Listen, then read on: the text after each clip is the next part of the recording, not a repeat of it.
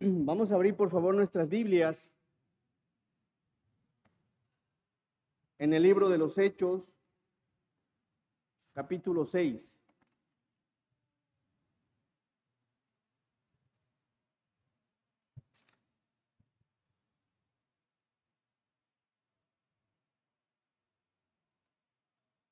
Hechos, capítulo 6, versículos del 1 al versículo 6, hermanos. Amén. Ya aparece en pantalla. Dice la palabra: en aquellos días, como creciera el número de los discípulos, hubo murmuración de los griegos contra los hebreos, de que las viudas de aquellos eran desatendidas en la distribución diaria. Entonces los 12 convocaron a la multitud de los discípulos y dijeron: no es justo que nosotros dejemos la palabra de Dios para servir a las mesas. Buscad pues, hermanos, entre vosotros a 7 varones de buen testimonio, llenos del Espíritu Santo y de sabiduría, a quienes encarguemos de este trabajo. Y nosotros persistiremos en la oración y en el ministerio de la palabra.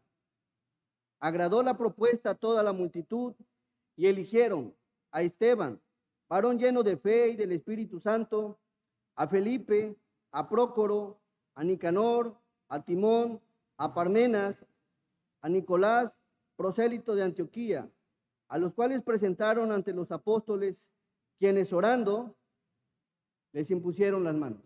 Amén. Vamos a hacer una oración. Nuestro amado Dios, te damos las gracias, Señor, porque eres bueno. Gracias por tu amor, por tu misericordia, Señor. En esta hora queremos que hables a nuestros corazones, que nos enseñes de tu palabra, Señor, y que permitas, Padre, que seamos hacedores de ella. Bendice a tu pueblo, danos inteligencia, sabiduría, discernimiento para entender, comprender y aplicar tu palabra en nuestra vida, Señor. Llénanos de tu gracia, nos ponemos en tus manos, en el nombre de Cristo Jesús. Amén.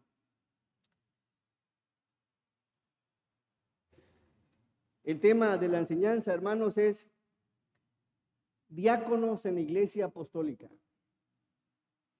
Diáconos en la iglesia apostólica. ¿Cuál fue el motivo, hermanos, por el cual la iglesia se vio en la necesidad de seleccionar o elegir diáconos? Bueno, la Biblia es muy clara en el por qué la iglesia se vio en esa necesidad de elegir personas con ciertas características para servir a las mesas. Bueno, debo mencionar primero que nada que en Hechos capítulo 2, vino el derramamiento del Espíritu Santo en Hechos 2:1. Dice la palabra: cuando llegó el día de Pentecostés, estaban todos unánimes juntos. Todos unánimes juntos. ¿Qué sucedió, hermanos? ¿Qué sucedió después de que vino el derramamiento del Espíritu Santo sobre aquellos que estaban orando, unánimes, esperando la promesa del Señor? El versículo 4 de este mismo capítulo: y fueron todos llenos del Espíritu Santo y comenzaron a hablar en otras lenguas, según el Espíritu les daba que hablasen. Inmediatamente después que el Espíritu Santo viene a la vida de los apóstoles, era el día del Pentecostés, era una fiesta que se estaba llevando a cabo en Jerusalén.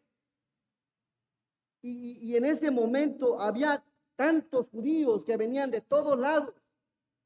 Estaban en el templo, estaban disfrutando la fiesta del Pentecostés, cuando viene el derramamiento del Espíritu Santo y los apóstoles empiezan a hablar en otras lenguas.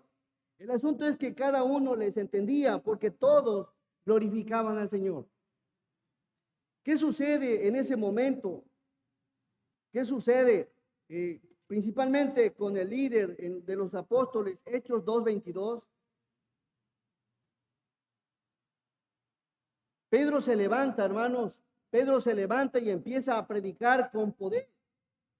Dice la palabra: varones israelitas, oíd estas palabras, todos. Jesús Nazareno, varón aprobado por Dios entre vosotros, con las maravillas, prodigios y señales que Dios hizo entre vosotros por medio de él, como vosotros mismos sabéis, a este, entregado por el determinado consejo y anticipado conocimiento de Dios, prendisteis y matasteis por manos inicuas, crucificándole, el cual Dios levantó, suelto los dolores de la muerte, por cuanto era imposible que fuese retenida por ella. Hermanos, cuando el apóstol Pablo empieza a predicar, no eran 3,000 ni 4,000 los que había ahí en Jerusalén, eran miles de judíos. Eran miles de judíos, pero más de alguno de ellos se vio interesado en la predicación de Pedro. De tal manera que la fiesta del Pentecostés que estaban haciendo la dejaron por un lado y prefirieron escuchar la predicación de Pedro. En esa predicación sucedió algo maravilloso, algo extraordinario, principalmente porque hubo gente que le prestó atención a la palabra. Empieza a predicar Pedro y se avienta un precioso sermón en el capítulo 2, lo observamos y con poder predica la palabra. Cuando termina el sermón, miren qué sucede, maravillosamente qué sucede cuando se predica la palabra. En el versículo 37, al oír esto, se compujeron de corazón y dijeron a Pedro y a los otros apóstoles: varones hermanos, ¿qué haremos? Pedro les dijo: arrepentíos y bautícese cada uno de vosotros en el nombre de Jesucristo para perdón de los pecados, y recibiréis el don del Espíritu Santo, porque para vosotros es la promesa, y para vuestros hijos y para todos los que están lejos, para cuantos el Señor nuestro Dios llamare. Y con otras muchas palabras, ¿qué dice? Testificaba y les exhortaba, diciendo: sed salvos de esta perversa generación. Y aquí viene el 41, todos juntos. Así que los que recibieron su palabra fueron bautizados y se añadieron aquel día como 3,000 personas. Amén. ¿Por qué hubo necesidad de elegir diáconos? Pasó de 12 diáconos y los 120 que estaban ahí a 3,000 personas. La cantidad de hermanos, la cantidad de discípulos ahora había crecido inmensamente. De tal manera que los apóstoles ya no se daban abasto a atender las mesas. Y ahorita lo vamos a ir analizando. Hechos 2:46. Dice la palabra: y perseverando unánimes cada día en el templo y partiendo el pan en las casas, ¿qué hacían? Comían juntos con alegría y sencillez de corazón, alabando a Dios y teniendo favor con todo el pueblo. Y el Señor añadía cada día a la iglesia los que habían de ser salvos. ¿Por qué hubo la necesidad de diáconos? Primero que nada, porque la iglesia creció en número, hermano. Amén. Lo entendemos, creció en número. Creció en número y ya no se daban abasto. Volvemos por favor a Hechos capítulo 6. Y aquí lo dice la palabra, lo afirma la palabra 6:1. En aquellos días, como creciera el número de los que discípulos.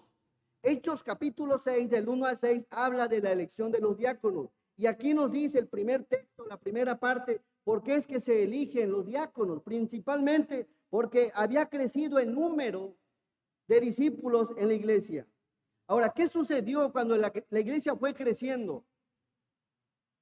En la siguiente parte dice: hubo murmuración de los griegos contra los hebreos, de que las viudas, ¿de qué? De aquellos eran desatendidas de la distribución diaria. Recordemos que la iglesia primitiva, la iglesia apostólica, se componía principalmente de judíos. Es decir, que en ese tiempo había judíos que hablaban griego y había judíos que hablaban arameo, pero entre ellos había diferencia. De tal manera que las viudas de los griegos estaban siendo desatendidas. Por esa razón empiezan a murmurar contra los judíos, discípulos que hablaban arameo. Por la cantidad de discípulos ya que había. Y es por eso, dice, hubo murmuración de los griegos contra los hebreos, de que las viudas de aquellos eran, ¿qué? Desatendidas de la distribución diaria. Número 2, ¿por qué se eligieron diáconos? Porque los apóstoles en un principio estaban predicando y a la misma vez atendiendo las mesas. Predicando y atendiendo las mesas. Y no se dieron abasto, de tal manera que empezaron a escuchar que había murmuración, y es por eso que mencionan lo que sigue. Versículo 2. Entonces, ¿cuántos? Versículo 2. Entonces los 12 convocaron a la multitud de los discípulos y dijeron, todos, no es justo que nosotros dejemos la palabra de Dios para servir a las mesas. Amén. Los apóstoles estaban sirviendo y predicando, sirviendo y predicar. Oye, es demasiado el trabajo. Es mucho el trabajo. Y es que es bueno reconocer cuando el trabajo nos sobrepasa, hermano. Es bueno analizar y ver, oye, me estoy rindiendo como debo de rendir o tengo que pedir ayuda. Bueno, los apóstoles humildemente dijeron, bueno, esto ya salió de nuestro alcance. Vamos a buscar. Ahora, dice, convocaron a la multitud de los discípulos y dijeron, no es justo que nosotros dejemos la palabra de Dios para servir a las mesas. Todos estaban juntos, hermano. Y algo interesante, el servir a las mesas es algo digno. Pero yo creo que se han de haber mirado unos a otros, todos sudados, andando, repartiendo en las mesas y a la vez predicando. Es digno, hermanos, de servir a las mesas, claro que es digno. Pero para eso nos preparó el Señor. Eran los apóstoles, hermanos. Ellos entendieron, no, aquí hay algo que no está bien. Vamos a pedir la ayuda, vamos a que se delegue parte del servicio que se hace al Señor. Era digno ese ministerio, claro, pero ellos fueron preparados para predicar y orar. En un inicio así lo hacían porque eran pocos, pero la iglesia fue creciendo. Número 3, ellos prefirieron, ¿por qué eligieron la elección de diáconos? Porque le dieron prioridad a la oración y al ministerio de la palabra. Le dieron prioridad a la oración y al ministerio de la palabra. ¿Eso es algo malo? No, al contrario, es algo bueno. Dijeron, bueno, ¿sabes qué? Vamos a apoyarnos. Versículo 4. Y nosotros persistiremos en la oración y en el ministerio de la palabra. El 5.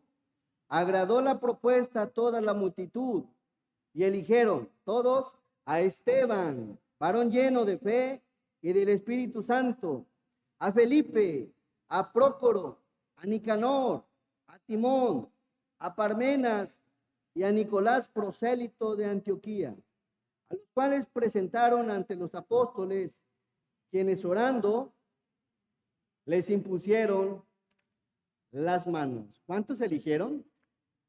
7 diáconos. El número perfecto, hermano. ¿Amén? ¿Saben qué significa el 7? Perfección. Eligieron 7 diáconos. Ahora, ¿qué buscaron en los diáconos? ¿Qué fue? ¿Qué características tenía que haber en un diácono? ¿Se elige nada más al más guapetón de la iglesia o al más adinerado? ¿Qué dice la Biblia? ¿Qué dice la Escritura? ¿Cuáles eran esas características? Y es importante verlo y analizarlo, sobre todo. Hechos 6:3, aquí vienen las características de los diáconos. Y aquí le vamos a dar lectura a todos, por favor. Dice, buscad pues, hermanos, de entre vosotros a 7 varones de buen testimonio, llenos del Espíritu Santo y de sabiduría, a quienes encarguemos de este trabajo. Amén. Aquí son las primeras características de los diáconos, pero vamos a analizarla. Buen testimonio. ¿Qué significa buen testimonio? Que da evidencia, afirma, demuestra. Aquel que muestra evidencia de su carácter del Señor. Aquel que lo muestra, que da un buen testimonio, de tal forma que si preguntas, oye, ¿cómo es el hermano? ¿Hay algún hermano Prócoro aquí? No, ¿verdad? ¿Cómo es el hermano Prócoro en el trabajo? Es un excelente hermano. Es de buen testimonio. Le preguntas a su esposa, oh, es el mejor esposo. Que da buen testimonio, que si tú le preguntas no te van a decir, es un mal hablado. Que nadie lo quiere por la forma, la actitud, en la forma que piensa, que reacciona. El buen testimonio es aquello que da evidencia de lo que somos. Es analizarse antes de elegir un diácono. No es nada más de tomar al que sea. Tiene que ser de buen testimonio, que da evidencia. Que no solo es cristiano en la iglesia, que no solo es cristiano y hermano en el templo, que en su trabajo, en la escuela o donde quiera que esté, da un ¿qué? Buen testimonio. Ahora, el buen testimonio no significa que es perfecto. Es decir, que es aquel hermano que cuando ofende algo a alguien le dice, hermano, perdóname, me equivoqué. Da un buen testimonio. O si le piden perdón, oye, hermano, ¿me perdonas? Claro que te perdono. No significa perfección, pero se esfuerza por dar lo mejor de sí, de tal manera que tiene buen testimonio, no solo dentro de la iglesia, sino en el trabajo, en la escuela o donde quiera que se encuentre, da evidencia que es un buen cristiano. Ahora, por otro lado, dice la palabra en el versículo 3, buscad pues, hermanos, de entre vosotros a 7 varones de buen testimonio y llenos del Espíritu Santo. Llenos del Espíritu Santo. ¿Qué involucra ser lleno del Espíritu Santo, hermano? Gálatas capítulo 5, versículo 22.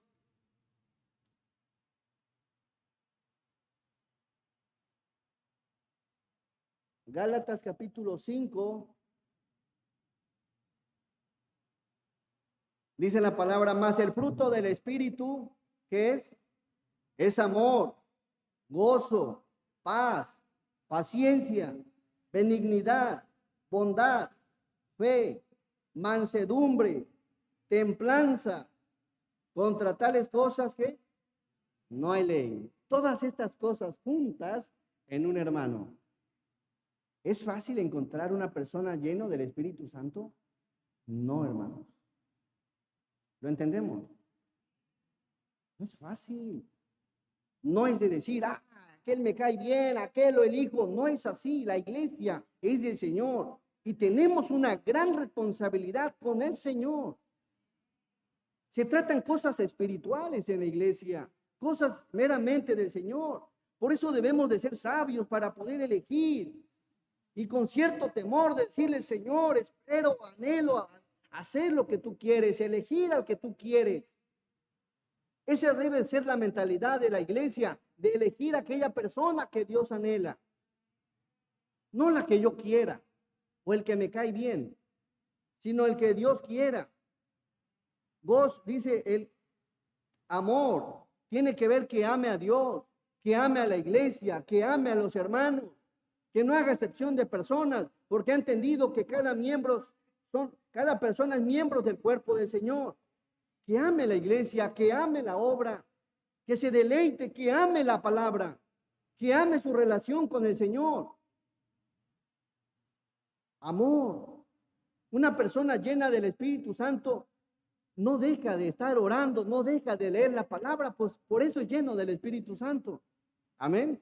Porque día con día se alimenta, está escuchando música cristiana, va a la palabra, ya saben qué capítulo va de tal libro, tiene metas de qué, de conocer la palabra. Está interesado en las cosas de Dios, por eso es lleno del Espíritu Santo. Ama la iglesia, hermanos. Ama la obra del Señor, se preocupa por las almas. gozo, que disfruta el servir en la obra, hermanos. Cuando una persona ya lo hace porque lo tiene que hacer, ya no lo está disfrutando. Que se apasiona a servir, hermano. Que no le duele venir a servir a las mesas. Que lo hace con todo el gozo, con toda la pasión, con todo el gusto al Señor. No porque tiene una responsabilidad, viene a la iglesia, no. Lo hace porque lo hace con gozo para su Señor. Número 3, paz. Una persona que se refugia en la paz que el Señor le da, hermano. Paz. Y no solo eso, sino que comparte esa paz a otros hermanos que están en aflicción. Imagínense, ponemos a un hermano que no tiene paz, a un diácono, y lo llevamos con uno que está atribulado. Más allá de compartirle esa paz a través de la Escritura, lo va a poner peor. Que tenga paz, que disfrute la paz del Señor. Paciencia, que no sea una persona desesperada. Que si porque no se hizo lo que él quiso, ahora ya no voy a hacer esto. No, paciente. Espera en el tiempo indicado, hace las cosas en su forma, es paciente.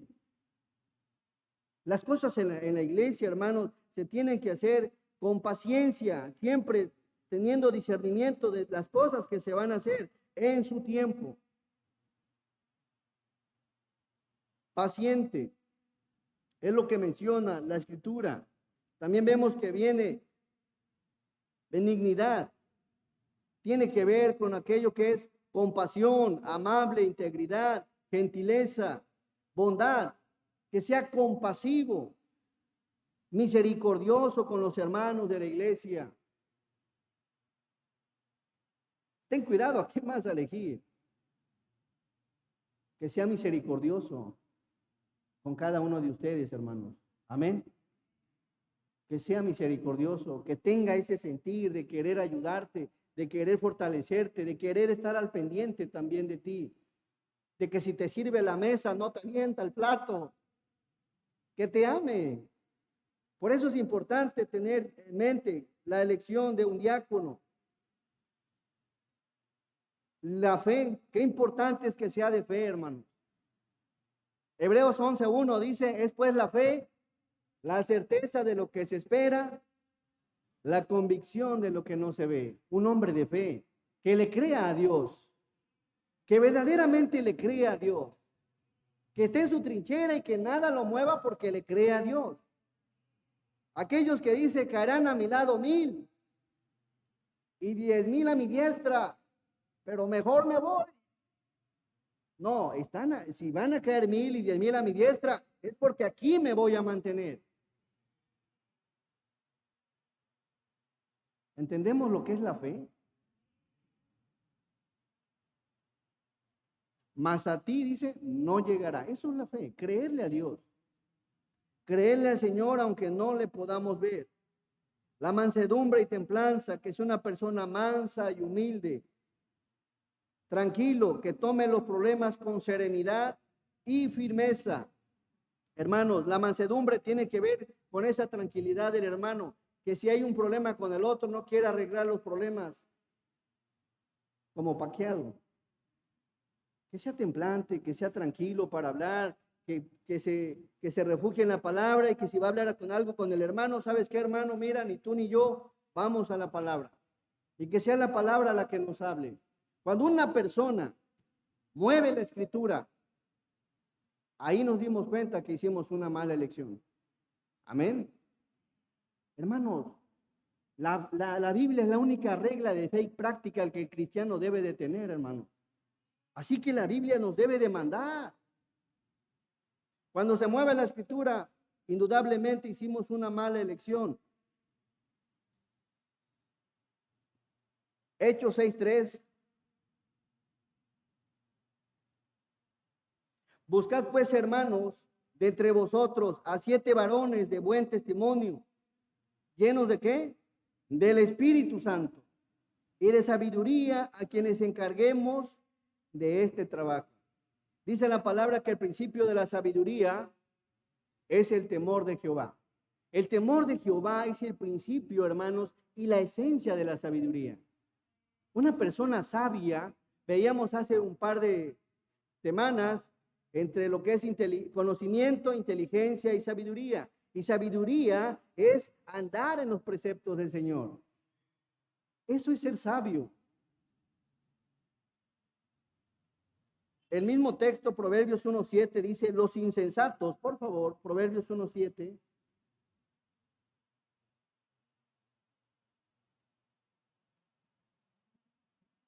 El principio de la sabiduría es el temor de Jehová. Los insensatos desprecian la sabiduría y la enseñanza, hermano. Amén. Desprecian la sabiduría. Una persona que no desprecia el consejo del Señor, que no se crea más sabio que el Señor, que no se crea, dice la palabra, que los pensamientos de Dios, como son más altos los cielos que la tierra, así son más altos los pensamientos de Dios, que se refugie en la enseñanza de la palabra de nuestro Dios. Algo interesante, ¿qué mira Dios, hermanos? Primer libro de Samuel, capítulo 16:7. Primer libro de Samuel, capítulo 16.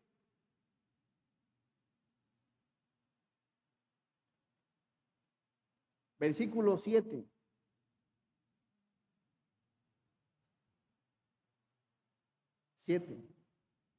Bien, dice, y Jehová respondió a Samuel, ¿qué le dijo? No mires a su parecer ni a lo grande de su estatura, porque yo lo desecho. Porque Jehová no mira lo que mira el hombre, pues el hombre mira lo que está delante de sus ojos, pero Jehová mira el corazón. Amén. Que no te deslumbre una persona por muy elocuente que sea, por muy preparada que sea, porque Dios no mira lo que mira el hombre, Dios mira el corazón. A David, ¿quién lo miró? Nadie, ni Samuel. Yo creo que Samuel le debe haber dicho, este es el rey. Incluso su padre lo tuvo en poco, porque Dios no mira lo que mira el hombre, Dios mira el corazón. Cuando empecemos a ver lo que Dios mira, las cosas cambian, hermano.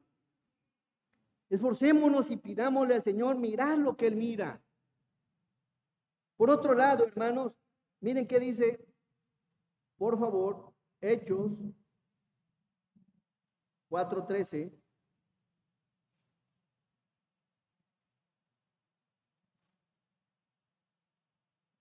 Entonces, viendo el denuedo de Pedro y de Juan, y sabiendo que eran, ¿qué?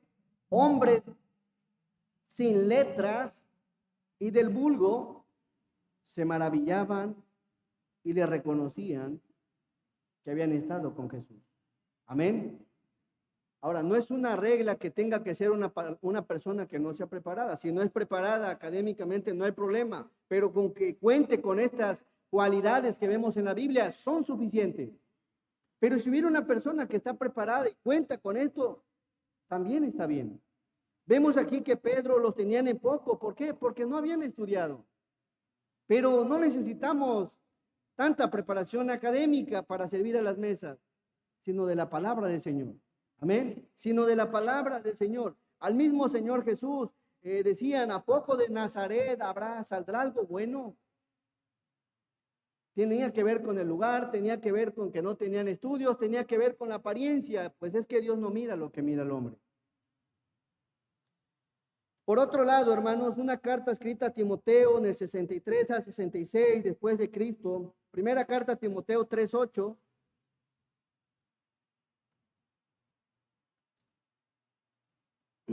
Primera Timoteo 3:8.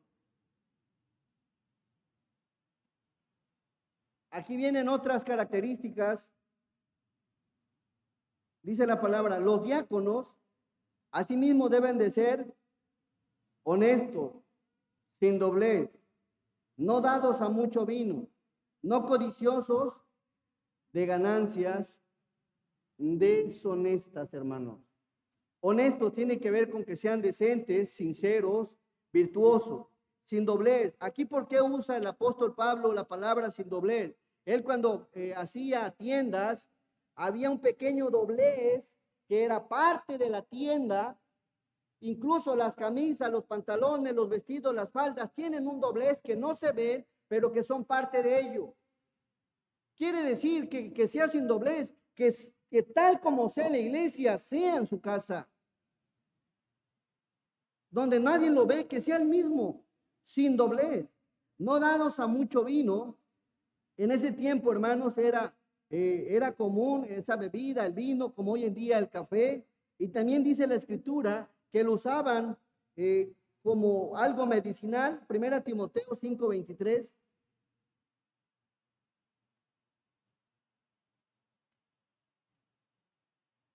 Le dice el apóstol Pablo a Timoteo: ya no bebas agua, sino usa una botella de vino, dice.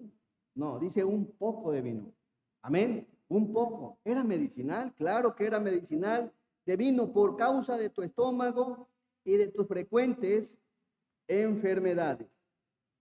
Algo también interesante, no codicioso de ganancias, ¿qué? Deshonestas. Que no codicie, hermanos, que no sea codicioso de ganancias deshonestas. La codicia es un deseo fuerte y egoísta por tener más de algo, generalmente poder o riqueza. Y mire qué dice Hechos, el libro de los Hechos. ¿Por qué el Señor menciona lo de las ganancias deshonestas? Hechos capítulo 2.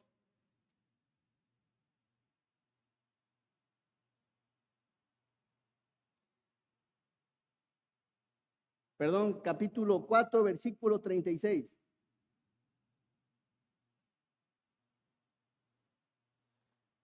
4:36 dice: entonces José, a quien los apóstoles pusieron por sobrenombre, ¿cómo? Bernabé, que traducido es hijo de consolación, levita, natural de Chipre. Como tenía una heredad, la vendió y trajo el precio y lo puso a los pies de los apóstoles. ¿Qué quiere decir aquí, hermanos? Que los apóstoles no podían estar metidos entre estar recibiendo recursos y no. Por eso se eligieron también los diáconos en su momento. Ahora, el versículo 5. Por eso menciona que no sean codiciosos de ganancias deshonestas, no sean unos hurtadores. Pero cierto hombre llamado Ananías, con Zafira su mujer, vendió una heredad y sustrajo, ¿del qué? Del precio, sabiéndolo también su mujer. Y trayendo solo una parte, la puso a los pies de ¿quiénes? De los apóstoles. Cuando los apóstoles eligen diáconos, les ceden ese tipo pues de servicio que hacían. Por eso el apóstol Pablo acá menciona que no sean codiciosos de ganancias deshonestas. Y eso es algo importante y algo que quiero resaltar en relación a esto, hermano. Ageo 2:8. ¿Sabías que el dueño del dinero es Dios? ¿Sabías que el amo de lo que hay, el recurso en la iglesia es Dios? Ageo 2:8. Qué difícil te la puse. Ageo 2:8. Todos, ¿qué dice? Mía es la plata y mío es el oro, dice Jehová de los ejércitos. ¿El dinero de quién es, hermano? Debe haber un temor. ¿Para qué? Para usar ese dinero. Porque ¿de quién es? Es del Señor. Usar un dinero malamente, hermanos, hay una consecuencia. Porque es del Señor.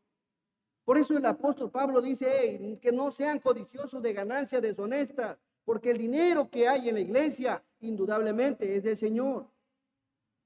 Poner una persona, hermano, que no sea codicioso de ganancias deshonestas, que no tenga ese deseo fuerte y egoísta por querer el recurso, ¿de quién es? Del Señor. Por otro lado, hermanos, versículo 9, 1 Timoteo 3:9.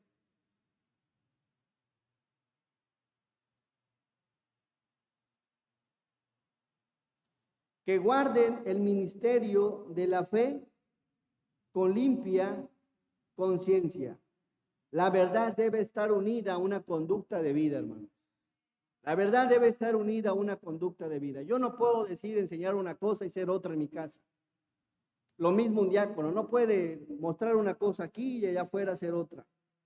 Versículo 10, y estos también sean sometidos a prueba primero. Y entonces, ¿qué dice? Ejerzan el diaconado si son irreprensibles. Tienen que ser puestos a prueba, también tienen que ser puestos a prueba.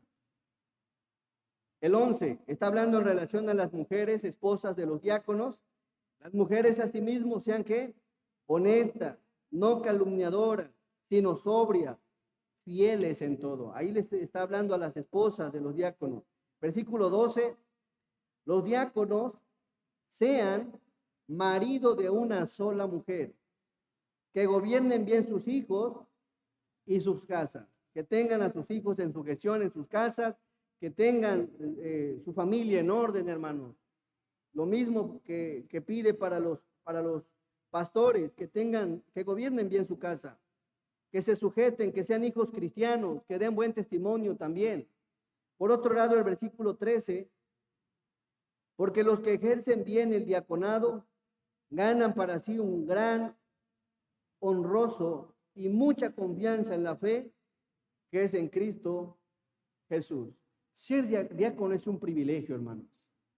Es un privilegio según la Biblia. Así que, hermanos, dice aquí, ganan para sí un grado honroso. Pero debemos de ver bien primero las cualidades que debemos ver en una persona para poder elegirla. Así que, hermanos, analiza esto y tómalo con criterio, analicémoslo todos y por favor, 1 Timoteo 3:8 al 13, y con eso cerramos. Las primeras características tenían que ser hombres de un buen testimonio, llenos del Espíritu Santo y de sabiduría. Esas eran las primeras características. 1 Timoteo 3:8 al 13, todos. Los diáconos, asimismo, deben ser honestos, sin doblez, no dados a mucho vino, no codiciosos de ganancias deshonestas, que guarden bien el misterio de la fe con limpia conciencia. Y estos también sean sometidos a prueba primero, y entonces ejerzan el diaconado, si son irreprensibles. Las mujeres asimismo sean honestas, no calumniadoras, sino sobrias, fieles en todo.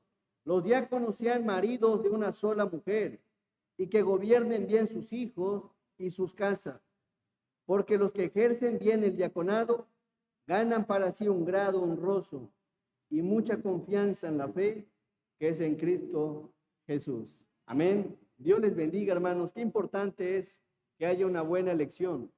De eso depende, hermano, que la iglesia camine como Dios quiere que camine.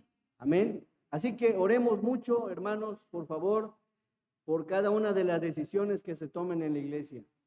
No tomemos las cosas a la ligera, porque una mala decisión seremos parte en esa consecuencia. Amén. Seremos parte en las consecuencias. Y de la misma forma, una buena elección, seremos parte de las bendiciones de Dios. Amén. Dios les bendiga. Vamos a orar. Nuestro amado Dios, te damos las gracias, Padre, porque eres bueno, Señor.